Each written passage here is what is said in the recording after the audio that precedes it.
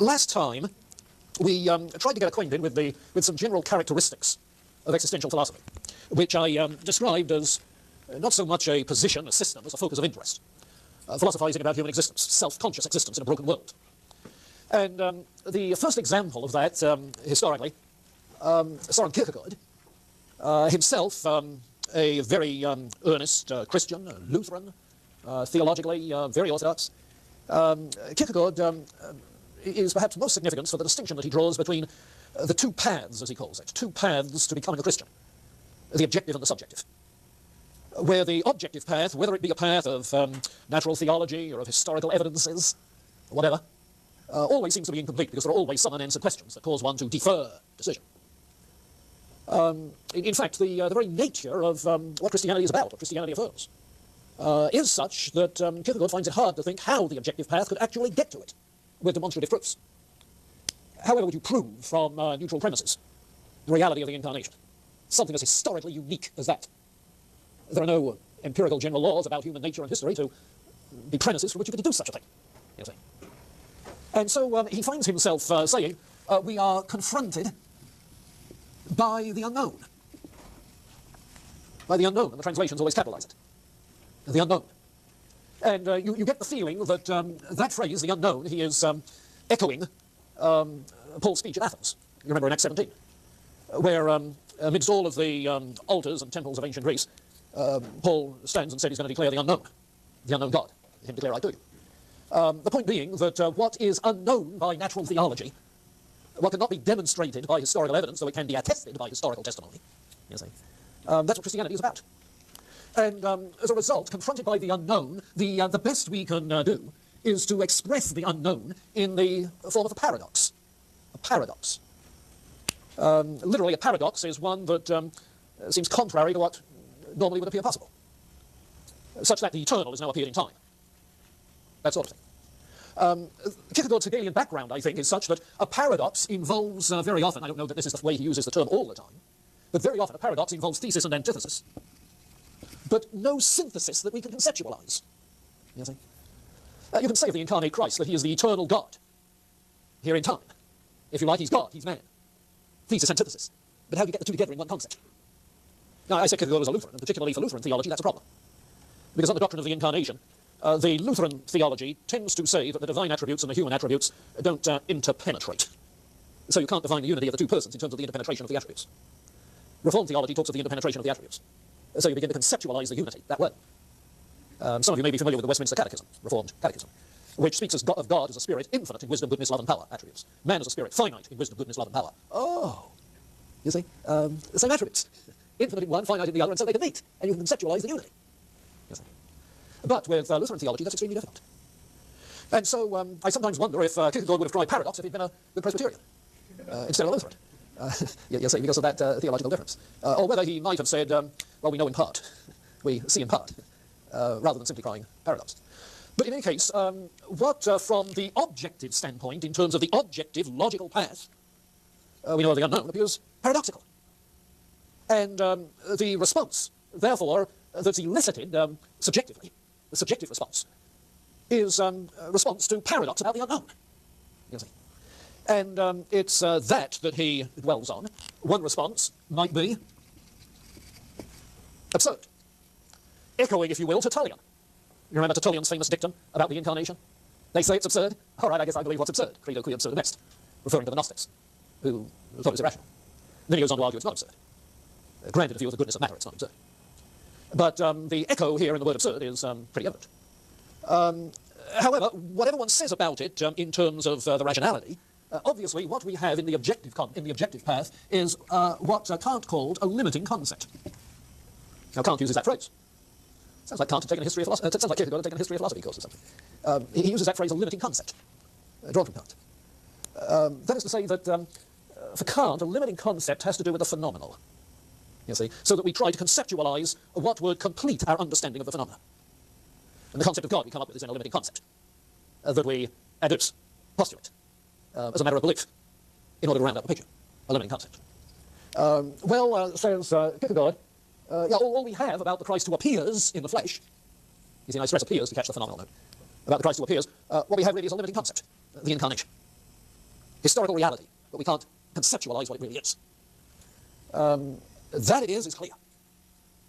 Almost as if he's to say, sure, there's a thing in itself there. But what the thing in itself is, we have difficulty conceptualizing. Yes. Except that God is in the flesh, reconciling the world to himself. Now, it's in the light of such confrontation by the unknown that the subjective path comes into play. And it is on the subjective path, then, that those inner passions begin to emerge. And I'd suggest that in order to see the picture says on Kierkegaard's stages on life's way, stages on life's way, and Stumpf gives a pretty good account of this. There are really three stages that he's talking about: the aesthetic, the ethical, and the religious. Now, the aesthetic is, of course, the world of the senses. Aesthetic in the European sense of sense perception, not just the arts. It includes the arts, but it includes social life. Without moral conscience, sensitivity, haunting the inner life. So the aesthetic is virtually an objective type of existence, living in the world of the senses, which Kierkegaard thinks can get awful boring. And he seems there to be echoing the book of Ecclesiastes. Whatever my heart desired, I kept back from it, kept not from it, and it was all vanity and vexation of spirit, and there was no profit under the sun. That kind of melancholy begins to develop. And you'll notice that on page 309 of the anthology, you have a 1.5-page selection about melancholy, which is an interesting topic. He says it's hysteria of the spirit. There comes a moment in a man's life when his immediacy is, as it were, ripened, and the spirit demands a higher form in which it will apprehend itself as spirit. But man, so long as he's living in the immediate and coheres with the earthly life, you see, is, as it were, out in a dispersion and needs to come out of that dispersion and become transformed. But if that doesn't come to pass, if one's forced back and confined, as it were, to this earthly existence of the senses, melancholy ensues. So that the aesthetic stage is not inwardly satisfying. Notice that he uses the term spirit. And for Kierkegaard, as in the Germanic sense of spirit, Geist generally, this refers to the inner creativity, the inner resources, the inner needs of the human being. It's used in, if you like, in Hegel's sense of spirit, self-conscious existence that needs to come to its fulfillment. So what we have then is a crisis of the spirit. What we have is a crisis of the spirit. Self-consciousness is beginning to dawn and finding the inadequacy of a purely sensate kind of existence. There was a sociologist some 20 or 30 years ago, I think it was Sorokin, who talked of the sensate culture. Now, you can imagine what a sensate culture would be. One that tries to be satisfied with all of the baubles that exist in shopping centres. I don't know if you've been down to Town Square, the new shopping centre on Naperville Road in the Rice Lake area. Everybody in town is talking about Town Square. It's just at the juncture of Naperville Road where Blanchard Street comes into it. It's surrounded by buildings so that the stores are on the inside, as in an old European town square. You see. Well, my wife and I went out there the other Saturday and walked around, and we decided there wasn't a thing there that anybody really needed. Apart from the Barnes & Noble bookstore. Which is tremendous. I'm afraid it's going to put Toad Hall out of business. But things which nobody really needs. Yeah, because they're addressed to a sensate culture that, loves these fine little things that you find in select stores. Oh, well, the town square people know where they're located. I mean, that's an area of homes selling in the $300,000, $350,000 range. You see. It's not made for even college students. But all right, that sort of sensate existence doesn't satisfy. Do you get the biblical echo in all of this? You see. So what happens is that this stage of the aesthetic gives way because of that crisis of beginning self-discovery, the beginnings of self-discovery. It gives way to the ethical stage, where a person decides he's going to settle down and accept adult responsibilities, decides to marry and settle down, decides to accept some civic responsibilities, running for the school board or whatever. But really, this is simply a structured life in which one has some objective duties, acting, if you like, out of a sense of duty. Get who he's referring to? The Kantian existence. Acting out of a sense of duty, but without any deep moral anguish of decision, without a conscience that's filled with remorse. The Kantian never says, woe is me, I'm undone, you see. But this ethical stage still isn't sufficient. It hasn't plumbed the depths of the human spirit, not even the moral depths. So it elicits a further crisis. The person experiences what he calls a sickness unto death. I wish I could die. It's not worth it all, you see. A crisis of spirit. Until there arises what he calls a teleological suspension of the ethical. Now, catch that phrase, and let it run past. Catch the phrase. He's not talking about reverting to some immoral kind of existence. It's a teleological suspension of the ethical. You see, in the Hegelian tradition, there is this sense of cosmic teleology. Kierkegaard is not talking cosmic teleology. Kierkegaard's talking of the inner teleology of the human spirit. You see, he's not Hegel blowing up the human spirit into the whole life of the cosmos. But he's looking at the individual human spirit, per se, in this crisis of the spirit. And he's discovering that, that the human spirit has an eros, a desire, a hunger and thirst. You see, that's the teleology of the medievals, remember? Has a hunger and thirst, a desire, that simply that ethical life of outward conformity to social institutions and structures doesn't satisfy. And so that sort of ethical stage is transcended with a view to, for the purpose of, that which will satisfy. And hence the transcendence to the religious stage. Faith comes out of that sickness unto death. And you begin to see he's playing with Paul's imagery of death and resurrection to a new life. Well, the religious stage, in that he distinguishes between two phases, religious A and religious B. Religious A is really little more than a continuation of the ethical. In that the institutions and structures in which you now invest yourself are religious institutions and structures. What the British call churchmanship. You see.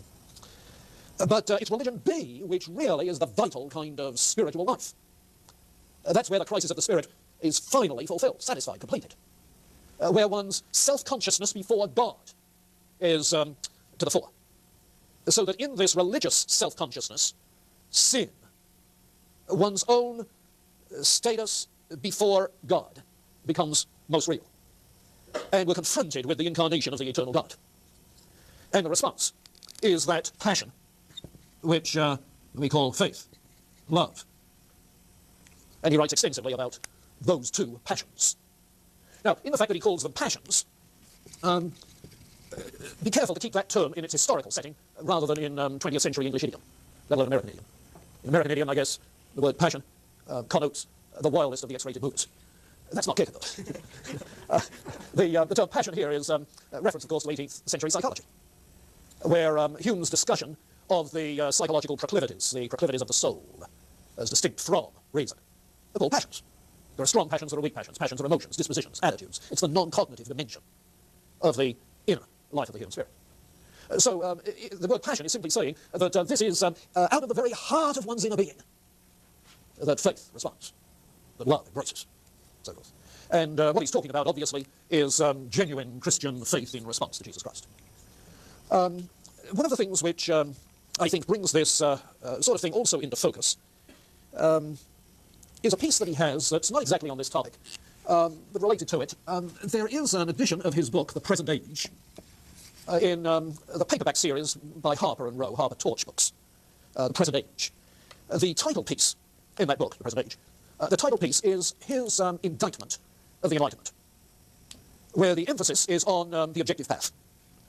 The objective path in which nobody would ever dream of a revolution, anything like that. Footnote, that was published in 1848. Now, if you know your European history, 1848 was the day of revolutions. German, Italian, so forth. But after all, it's his satirical critique of the Enlightenment. That's the significant thing. There's no passion. You're trying to make your decisions step by step in objective ways. Nobody would ever have the passion that would be needed to start a revolution. You know, and he talks of a book that people take out when they go to court a lady. A book that is a phrase book for lovers. So out of this scholarly collection of romantic phrases, the Enlightenment